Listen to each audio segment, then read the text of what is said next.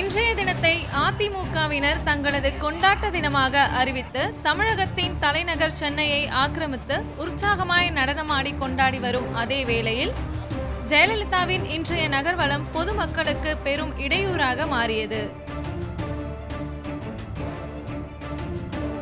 பொதுமக்கள் பலரும் பல மணி நேரத்தை சாலைகளிலேயே செலவிட செய்தது இன்று ஏற்பட்ட போக்குவரத்து நெருக்கடி. காலைல 9 மணிக்கு கிளம்புனேன், அடையாறு போகணும்னு. மணி இப்போ 2 ஆச்சு. இப்போ வர நான் டிராஃபிக்கில் மாட்டிகிட்டு இருக்கேன்.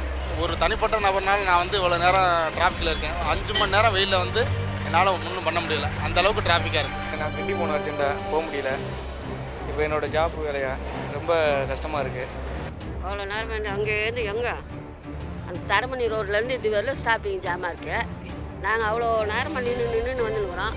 அவங்க 3 மணிக்கெல்லாம் எடுக்கிறேன்றாங்க. அதனாட்டி போகணுமே நாங்கள் பார்த்துருக்குறேன். வண்டலூருக்கு போயிட்டுருக்கோம். நாங்களும் எவ்வளோ குழந்தைய வச்சுட்டு வெயிலில் ரொம்ப கஷ்டப்பட்டுட்டு இருக்கோம். எப்படியும் 2 ஹவர் ஆயிடுது. இங்கேருந்து இங்கே கிடக்கிறதுக்கு 2 ஹவர் ஆயிடுச்சு. இடம் முழுக்க எப்படி இருக்குது? நீங்கள் எங்கேருந்து வரீங்க? டிராஃபிக்கெல்லாம் எங்கெல்லாம் எப்படி இருக்குது? எண்ணூர்லேருந்து வரோம். அங்கேருந்து செம்ம டிராஃபிக் தான். இங்கேருந்து வர வரைக்கும் டிராஃபிக் தான். சென்னை ஆளுநர் மாளிகையில் தொடங்கி ஜெயலலிதா நடத்திய 2 மணி நேர நகர்வலத்திற்கான ஏற்பாடுகள் நேற்று இரவு முதல் தொடங்கியதால் சென்னையின் முக்கிய இடங்களில் தேங்கத் தொடங்கிய போக்குவரத்து நெரிசல் இன்று மதியம் அதன் உச்சத்தை அடைந்தது.